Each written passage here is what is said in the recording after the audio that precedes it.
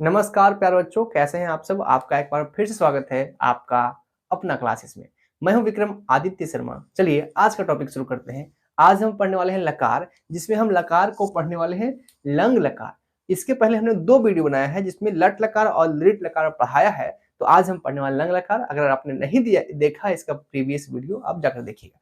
तो आज क्या कुछ पढ़ने वाले हैं हम लंग लकार में। लंग लकार किसे कहते हैं, इसका सूत्र क्या होता है, इसका धातु रूप कैसे बनाते हैं और अनुवाद में इसका प्रयोग कैसे करते हैं, ये सब कुछ जानने वाले हैं इस वीडियो में। वीडियो थोड़ा लंबा हो सकता है पर जानकारी आपको भरपूर मिलेगा, इसलिए छोड़ कर मत जाइएगा, पूरा देखिएगा। तो चलिए देर किस बात का है, शुरू करते हैं।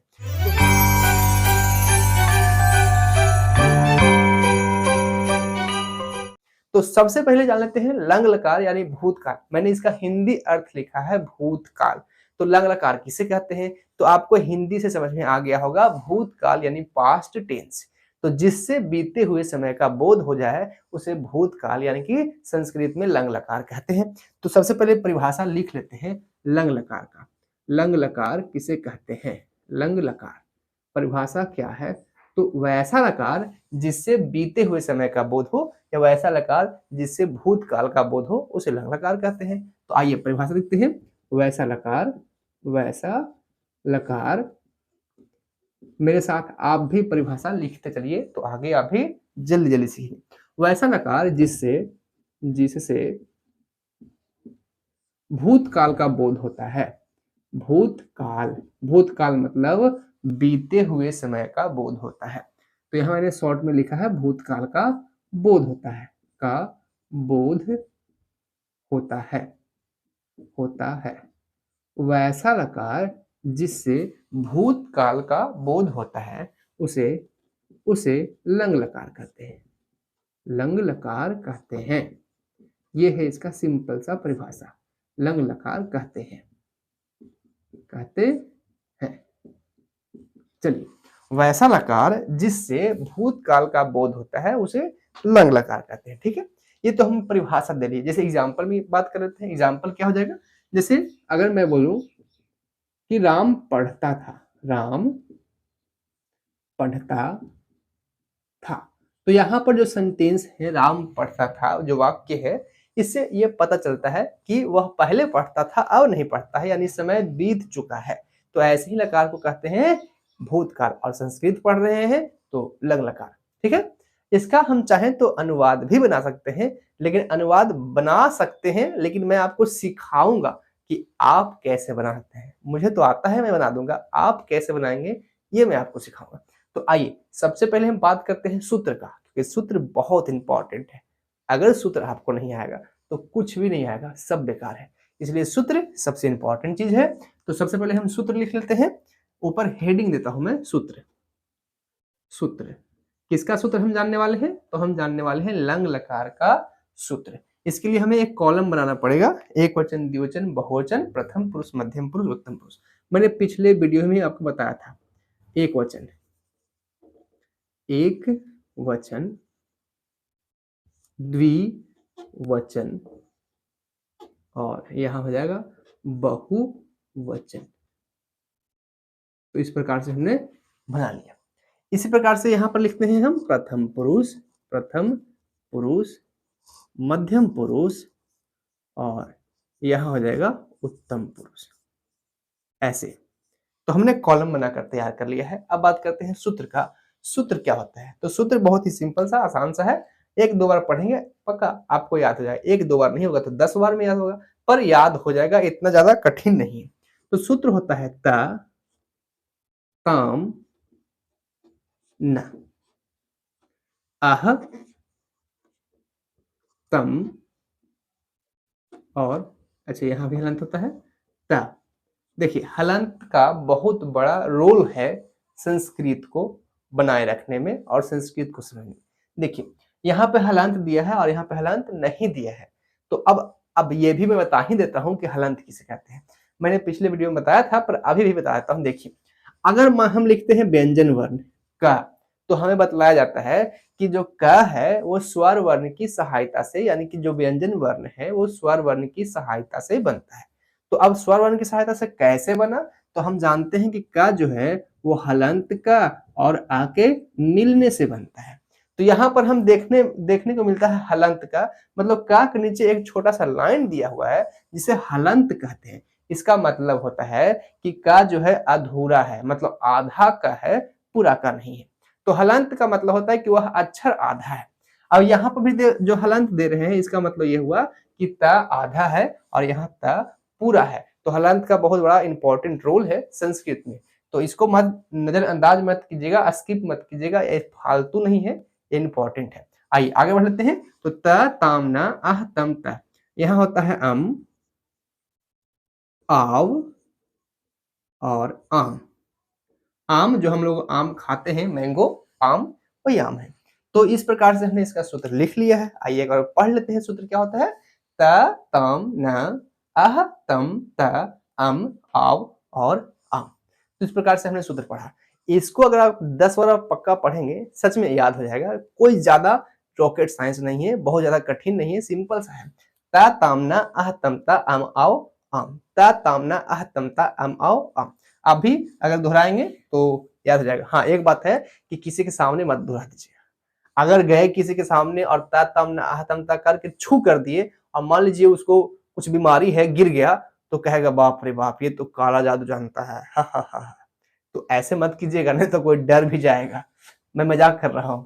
तो ये है सूत्र, इतना कर लिए। आगे बढ़ते हैं। अब सूत्र का इस्तेमाल जब तक नहीं करेंगे तब तक हमें लगेगा ये फालतू चीज है, बेकार चीज है।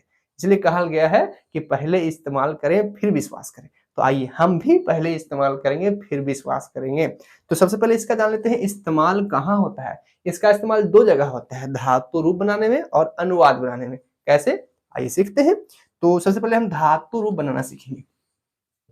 धातु रूप। अब धातु रूप बनाने से पहले हमको ये जानकारी होना चाहिए कि धातु क्या होता है, उसका रूप कैसे बनाते हैं।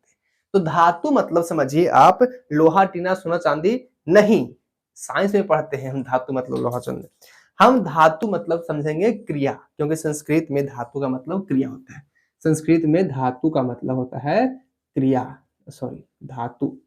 धातु मतलब क्रिया, और क्रिया मतलब क्या होता है? तो क्रिया मतलब काम होता है। क्रिया मतलब क्या होता है? तो क्रिया मतलब काम होता है। तो हम इतना जानेंगे कि धातु मतलब क्रिया और क्रिया मतलब काम। तो यहाँ पे काम है, धातु मतलब काम। जैसे पठ मतलब पढ़ना, गच्छ मतलब जाना, आगच्छ मतलब आना, लिख मतलब लिखना, खेल मतलब खेलना, चल मतलब चलना। कितना सिंपल है संस्कृत, है ना? तो यहाँ पे हम एक धातु लेंगे और उसका धातु रूप बनाएंगे। तो सबसे सिंपल और आसान जो धातु होता है वो होता है पठ धातु। ऐसे और भी बहुत सारे धातु होते हैं जो आसान होते हैं, पर पठ धातु जो है सबसे आसान मुझे लगता है और समझना भी आसान है। इसलिए हम यहाँ पर सबसे पहले पठ धातु का धातु रूप बनाएंगे। तो पठ धातु रूप, पठ मतलब क्या होता है? पठ मतलब होता है पढ़ना। तो याद रखिएगा। अच्छा, मैं यहाँ पर लिख ही देता हूँ। देखिए, पठ और पोस्ट में लिखता हूँ पढ़ना, पढ़ना। तो पठ धातु का धातु रूप हम बनाने के लिए तैयार है। इसके लिए हमें क्या करना पड़ेगा? पहले हमें कॉलम बना लेना चाहिए, जैसे कि हमने यहाँ पे कॉलम बनाया था उसी प्रकार से। तो हम कॉलम बनाकर तैयार कर लेते हैं। यहाँ लिखता हूं मैं एक वचन, एक वचन। यहाँ हो जाता है द्विवचन, द्विवचन। और यहाँ हो जाता है बहुवचन, बहुवचन। तो हमने इस प्रकार से लिखा। यहाँ इस तरफ हो जाता है प्रथम पुरुष, प्रथम पुरुष। यहाँ हो जाएगा मध्यम पुरुष और यहाँ हो जाएगा उत्तम पुरुष, इस प्रकार से। तो हमने कॉलम बनाकर तैयार कर लिया है। अब हमें धातु रूप बनाना है। तो धातु रूप बनाने के लिए हमें 3 स्टेप लगाने हैं, 3 सिंपल स्टेप। अगर आप इन 3 स्टेप को लगाते हैं तो हम किसी भी धातु का धातु रूप आसानी से बना लेंगे लंग लकार यानी भूतकाल में। तो वो कौन से स्टेप हैं, आइए समझते हैं। तो सबसे पहला स्टेप सिंपल सा और पहला स्टेप है कि जिस भी धातु का आप धातु रूप बनाना चाहते हैं सारे कॉलम में लिख लीजिए। तो हम क्या करेंगे, यही करेंगे। हमें बनाना है पठ धातु का धातु रूप। तो हम सारे कॉलम में क्या लिखेंगे? पठ लिखेंगे। पठ लिखकर मैं तैयार कर लेता हूं। पठ, यहां भी हो जाएगा पठ और यहां भी हो जाएगा पठ। तो ऐसे करके हम सारे कॉलम में पठ लिख लेते हैं। पठ, यहां भी पठ और यहां भी पठ, पठ पठ और पठ। पठ मतलब पढ़ना, मतलब हमें पढ़ने के लिए कितना बार कहा गया, पढ़ो पढ़ो पढ़ो, लेकिन हमें कि पढ़ते ही नहीं है। तो पठ मतलब पढ़ना, सारे कॉलम में हमने लिख लिया है। ये हमारा पहला स्टेप था ना कठिन? मैं कह रहा था ना बहुत भारी स्टेप है ना कठिन? नहीं, बिल्कुल आसान है। कुछ भी तो नहीं किए हैं, बस जो धातु था उसे सारे कॉलम में लिख लिए हैं। इसके लिए हमें कोई दिमाग नहीं लगाना पड़ता है, थोड़ी सी मेहनत करनी पड़ती है। तो हमने पहला स्टेप कर लिया। अब सेकंड स्टेप क्या है? सेकंड स्टेप जो होता है वो होता है सूत्र को ऐड करना। जो भी यहाँ सूत्र लिखा हुआ है लंग लकार का, उसे हमें सारे कॉलम में अंत में लगाना है। कैसे? आइए इसको भी समझ लेते हैं। जैसे कि एग्जाम्पल के मैं समझता हूं कि प्रथम पुरुष और एक वचन में सूत्र होता है त। तो सेम यही चीज आप यहाँ प्रथम पुरुष एक वचन में देखिए, ये है और इसी में हम सूत्र लगाएंगे। कौन सा? ये वाला त। तो अंत में लगा देते हैं। तो ऐसे ही सारे कॉलम में हम लगाते हैं। जैसे प्रथम पुरुष द्विवचन में ताम है, तो प्रथम पुरुष द्विवचन में यहाँ पे ताम लगाएंगे। तो देर किस बात की है, चलिए शुरू करते हैं। तो मैं यहाँ लगाना शुरू करता हूं। सबसे पहले सूत्र क्या है?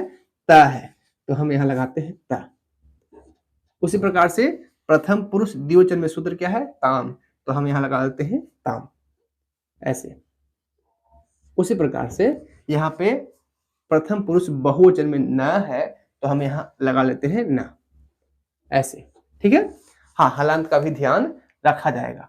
आगे मध्यम पुरुष एक वचन आ है, तो आ का इस्तेमाल नहीं होता है, तो केवल और केवल विसर्ग लगाते हैं। आ का इस्तेमाल नहीं होता है तो केवल और केवल विसर्ग लगाते हैं। उसी प्रकार से तम है तो त और म, ऐसे। और उसी प्रकार से यहाँ पे त है केवल, तो केवल त लगा लेंगे, ऐसे। आगे बढ़ते हैं। उत्तम पुरुष एक वचन आम है, तो यहाँ पर आ का इस्तेमाल नहीं होता है, तो केवल म। यहाँ पे आव है तो आ का इस्तेमाल नहीं होता, आ की मात्रा आ जाएगा और वह। यहाँ पे आम है, आ की मात्रा और म बन गया। तो सेकंड स्टेप हमने कर लिया। अब थर्ड स्टेप, तीसरा स्टेप क्या है? तो तीसरा स्टेप है कि चूंकि हम भूतकाल का पढ़ रहे हैं, तो कोई ना कोई भूत तो इसमें आना ही है ना। कैसे बचोगे? भूतकाल में जाओगे और भूत नहीं मिले, ये तो अच्छा बात नहीं है। तो इसमें एक भूत आएगा। वो भूत क्या आएगा? सबके पहले आ जाएगा। आ, सबके पहले आ लगा लीजिए, ये एक भूत है और भूतकाल में ये भूत आता ही है, यानी कि सबके पहले आ लगाना पड़ता है। तो सबके पहले आ लगा लीजिए, ऐसे। यहाँ भी आ और आ,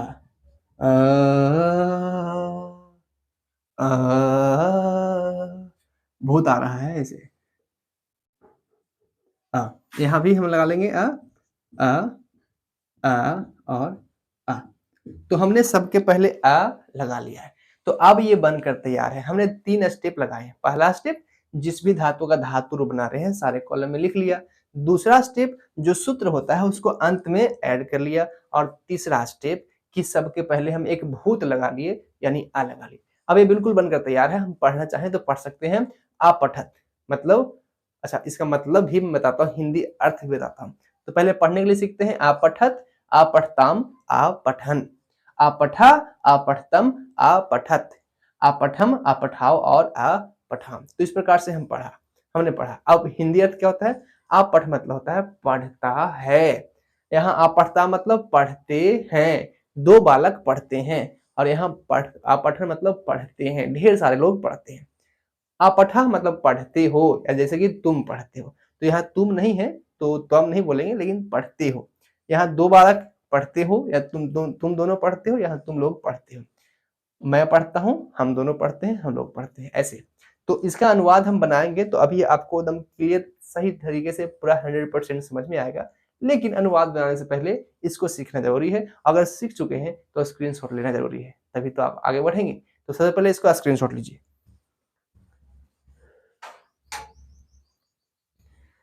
तो आई होप आपने स्क्रीनशॉट ले लिया है। आगे बढ़ते हैं और अब हम सीखते हैं इसका अनुवाद कैसे बनाया जाए। तो अनुवाद बनाने से पहले मैं आपको एक होमवर्क देता हूं। आप घर पे जब पठ धातु का बनाना सीख गए हैं, तो क्या आप, मैं कहाँ लिखूं, मैं लिखता हूं यहाँ पे, क्या आप हस धातु का बना सकते हैं? हस मतलब होता है हंसना। उसी प्रकार से गच्छ धातु, गच्छ मतलब होता है जाना। उसी प्रकार से वद धातु, वद मतलब होता है बोलना। तो हमने आपको केवल 3 होमवर्क दिए हैं, ये आपका होमवर्क है। आप इसको बनाइएगा कॉपी में, और अगर बना लेते हैं तो कमेंट में लिख दीजिएगा कि हाँ हमने होमवर्क किया है। होमवर्क डन, ओके, ये आपका होमवर्क है, जरूर कीजिएगा। अच्छा, इससे आगे बढ़ें और अनुवाद सिखाएं इसके पहले मेरा एक हाथ जोड़ के रिक्वेस्ट है, प्लीज मेरा सपोर्ट कीजिए, वीडियो को लाइक कीजिए और अपने दोस्तों को शेयर कीजिए। देखते हैं आप कितना कम व्यू आता है। इतनी मेहनत कर रहे हैं, थोड़ा सा सपोर्ट आप भी लगा दीजिए तो सबका भला हो जाएगा, मेरा भी आपका। इतना मेहनत कर रहे हैं आपके लिए, आप मेरे लिए थोड़ा सा मेहनत कर दीजिए ना। वीडियो को शेयर कीजिए अपने दोस्तों के साथ, आपके जो ही भाई बहन दोस्त यार हैं, पड़ोसी हैं जो 10th क्लास में पढ़ रहे हैं, उनके लिए बहुत इंपॉर्टेंट है। प्लीज शेयर कीजिएगा, मुझे पूरा विश्वास है आप शेयर कीजिएगा। अगर चैनल पर नए हैं सब्सक्राइब कर लीजिए। और हाँ, आइए आगे बढ़ते हैं और अब सीख लेते हैं हम इसका अनुवाद कैसे बनाया जाए। तो अनुवाद सीखने के लिए या बनाने के लिए हमें एक सूत्र की जरूरत पड़ेगा जिसका नाम है सर्वनाम सूत्र। तो सर्वनाम सूत्र कहाँ हम लिखेंगे? हम सर्वनाम सूत्र यहाँ पे लिखेंगे। तो मुझे ये मिटाना होगा, तो अगर मैं मिटा दूं, आई होप आपको कोई दिक्कत नहीं है। आइए पहले इसको मिटा लेते हैं। तो यहाँ पे हम इसको मिटाते हैं और लिख लेते हैं सर्वनाम सूत्र। सर्वनाम सूत्र लिखने के बाद ही हम आगे का कार्यक्रम कर सकते हैं। तो हमने इसको मिटा दिया। आइए सबसे पहले हेडिंग को हम बदलते हैं और लिखते हैं सर्वनाम सूत्र। सर्वनाम सूत्र, सर्वनाम सूत्र। और अब हम बना सकते हैं अनुवाद। आइए बनाते हैं अनुवाद। ओ सॉरी, पहले सूत्र लिखेंगे तब तो सूत्र क्या है? सूत्र है, मैं इससे लिखता हूं, सूत्र है सह या सा। सह मतलब होता है वह और सा मतलब भी होता है वह। ये पुल्लिंग के लिए है और ये स्त्रीलिंग के लिए है। उसी प्रकार से यहाँ हो जाता है तो और यहाँ होता है ते। उसी प्रकार से यहाँ त्वम, त्वम मतलब तुम। युवाम, युवाम मतलब तुम दोनों। और यहाँ हो जाता है यूयम, यूयम मतलब तुम लोग। अभी मैं इसका हिंदी अर्थ भी लिखूंगा, तो आप टेंशन नहीं लीजिए। अगर आपको आता है तो आप जरूर लिख लीजिए अपने से। अहम, और यहाँ हो जाता है आवाम, और यहाँ हो जाता है वयम। ऐसे ऐसे। चलिए इसका हिंदी अर्थ भी लिख लेते हैं फटाफट, ताकि हमको समझ में कोई दिक्कत नहीं हो। तो अब हम यहाँ पर लिखते हैं इसका हिंदी अर्थ। सह मतलब क्या होता है, या सा मतलब भी क्या होता है? वह होता है। तो मतलब वे दोनों होता है, वे दोनों। और ते मतलब होता है वे लोग, वे लोग। ऐसे, ठीक है। आगे बढ़ते हैं। त्वम मतलब होता है तुम, तुम। और युवा मतलब तुम दोनों। और युय मतलब तुम लोग। ऐसे, ठीक है। आगे बढ़ते हैं। अहम मतलब मैं, आवाम मतलब हम दोनों, हम दोनों। और वयम मतलब हम लोग, हम लोग, हम लोग। चलिए, तो हमने इसका हिंदी अर्थ भी लिख लिया। अब इसका इस्तेमाल हम करेंगे अनुवाद बनाने में। तो मैं यहां लिखता हूं अनुवाद, अनुवाद। और अब हम सीखने वाले हैं अनुवाद। तो अनुवाद बनाने के लिए हम पहले सिंपल सिंपल 4 अनुवाद ले लेते हैं। जैसे कि मैं यहां लिखता हूं पहला अनुवाद, मैं पढ़ता पढ़ता था। पढ़ता था लिखा है, क्यों था लिखा है? क्योंकि हम पढ़ रहे हैं भूतकाल, तो भूतकाल का ही होगा ना। जैसे राम पढ़ता था, तो मैं पढ़ता था, दूसरा सेंटेंस लेता हूं कि राम। अब बार बार पढ़ना लिखना सही नहीं रहेगा, तो राम क्या करता था? राम खेलता था, खेलता था, राम खेलता था। और कुछ यहाँ लेता हूं मैं तीसरा सेंटेंस, यहाँ तीसरा सेंटेंस कि तुम जाते थे, तुम जाते थे। और चौथा सेंटेंस लेता हूं कि वह दौड़ता था, दौड़ता था। हमने यहाँ पे केवल सिंपल सिंपल सेंटेंस लिए हैं, हार्ड सेंटेंस नहीं लिया है, क्योंकि अभी हम केवल लकार पढ़ रहे हैं। फिर मैं आपके लिए वीडियो बनाऊंगा अनुवाद का, और अनुवाद में आपको बेसिक से लेके हाई लेवल तक का अनुवाद सिखाऊंगा। तो उसमें हम कठिन कठिन अनुवाद लेंगे और उसको करेंगे सोल्व, ताकि बोर्ड एग्जाम में जैसा क्वेश्चन आता है, जैसा अनुवाद आता है, उसको सोल्व करेंगे। तो यहाँ पर मात्र सीखने के लिए, हम समझने के लिए छोटा और सिंपल अनुवाद ले रहे हैं। तो ऐसा मत समझिएगा कि बहुत सरल ले लिए, सरल लिए हैं सीखने के लिए। अगर आप इसको सीख जाएंगे तो आगे का स्टेप बढ़ेंगे। तो आइए कर लेते हैं अनुवाद। तो 4 अनुवाद हमने लिया है सिंपल सिंपल, आइए इसको करके देखते हैं। तो किसी भी अनुवाद को बनाने के लिए हमें इसके पहले इसका नियम समझ लेते हैं। किसी भी खेल को खेलने के लिए हम नियम समझते हैं, तो इसी प्रकार से इसका भी नियम समझते हैं। तो नियम ये है कि जैसे जैसे हिंदी आए उसका संस्कृत करते जाइए और बन जाएगा। इसमें कोई ऐसा कठिन नियम नहीं है कि पहले इसका मीनिंग लिखिए, फिर बाद में इसका, पहले इज आएगा कि पहले एम आएगा कि पहले वर्ब आएगा कि पहले सब्जेक्ट आएगा, ऐसा कुछ भी नहीं है। जैसे हिंदी आए उसका संस्कृत लिख दीजिए और अनुवाद बन जाएगा। आइए करके देखते हैं। तो सबसे पहले क्या आया है? मैं। अब आपको मैं का मीनिंग याद है क्या? तो मैं का मीनिंग आपको मिलेगा इसमें, इसमें आपको मैं का मीनिंग मिलेगा। क्या आपको कहीं दिख रहा है मैं का मीनिंग? मैं का मीनिंग है यहाँ पे, देखिए, अहम मतलब मैं, तो मैं लिख लेता हूं अहम। अहम मतलब मैं, ऐसे। आगे बढ़ते हैं। अहम को हम ऐसे भी लिख सकते हैं हलंत मां देकर, या चाहें तो हलंत मां ना देकर हम इसके ऊपर एक बिंदु लगा सकते हैं, तो ये भी अहम है। बिंदु का मतलब है हलंत मां, तो इसको भी हम अगर ऐसे लिखेंगे तो भी गलत नहीं होगा, ऐसे लिखेंगे तो भी गलत नहीं होगा। तो अहम लिख लिया। पढ़ना का संस्कृत क्या होता है? पढ़ना का संस्कृत होता है पठ, तो हमने लिख लिया पठ। इस प्रकार से थोड़ा सा अच्छे से लिख लेता हूं, पठ, इस प्रकार से। तो अहम मतलब मैं, पढ़ना, पठ मतलब पढ़ना। अब बात करते हैं सूत्र कौन सा ऐड करेंगे इसके अंत में, क्योंकि हम तो देख रहे हैं कि इतना सारा सूत्र है और इसमें से केवल एक ही सूत्र है जो सही है, बाकी सब के सब गलत है। तो कैसे ढूंढेंगे? तो हम यूं कहते हैं कि अनुवाद बनाना मतलब शादी करवाना। ये एक लड़का है जिसका नाम है अहम और इसकी शादी करवाना है, और हम हैं शादी करवाने वाले, आप हैं शादी करवाने वाले। कैसे करवाएंगे शादी? आइए तो हम इसकी शादी करवाते हैं। आइए देखते हैं कैसे शादी करवाते हैं। तो देखिए शादी करवाने कैसे होता है। देखिए यहाँ पे अहम है जिसको हम पहचान लिए हैं, इसकी शादी करवाना है।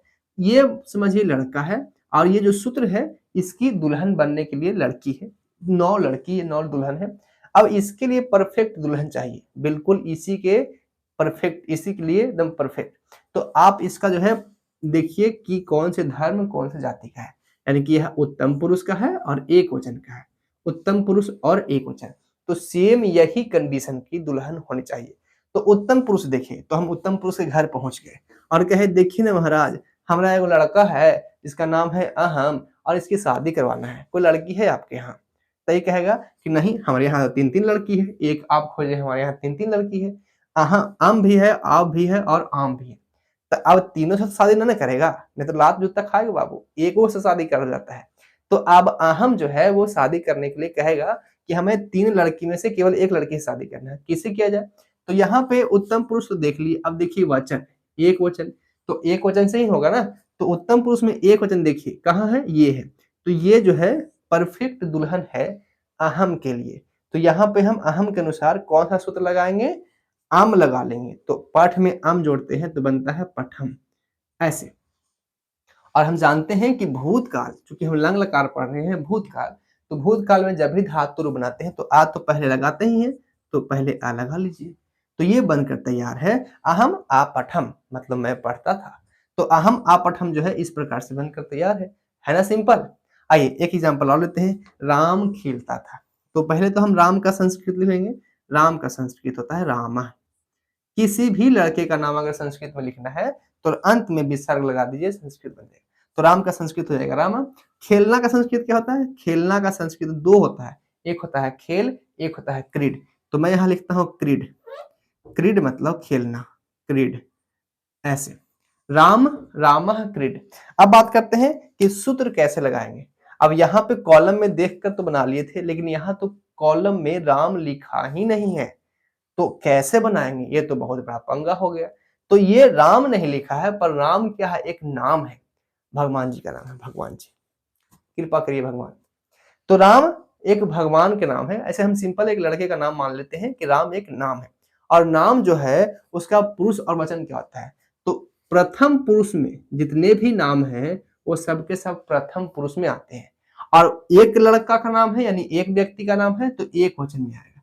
तो हमने पता कर लिया कि ये प्रथम पुरुष और एक वचन में है। अब सेम यही कंडीशन का हमको सूत्र अप्लाई करना है। तो प्रथम पुरुष एक वचन में सूत्र क्या है, त। तो हम इसके अंत में क्या लगाएंगे, त, और इस प्रकार से क्रीडत हो जाएगा।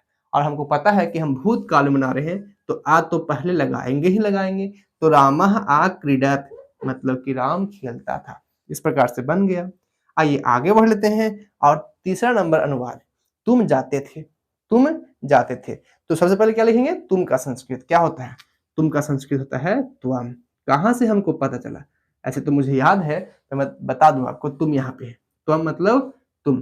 तो हमने पहचान लिया कि ये है हमारा लड़का, ये हमारा लड़का है जो शादी करने के लिए बिल्कुल तैयार है, नहा धो करके और क्रीम वगैरह लगा करके सेंट मार करके एकदम पक्का एकदम तैयार है।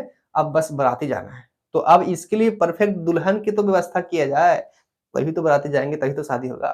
तो इसका जो है देखिए, मध्यम पुरुष एक वचन, तो सेम यही कंडीशन की दुल्हन चाहिए ना। तो मध्यम पुरुष में जाइए, 3 बेटी है लेकिन एक ही को शादी करेगा, तो एक वचन में देखो आह है, क्या है, आह। तो आह जो है सूत्र हम इसके अंत में लगाएंगे। अच्छा, लगाने से पहले इसका धातु तो लिख ले। जाते थे, जाना का संस्कृत क्या होता है, गच्छ।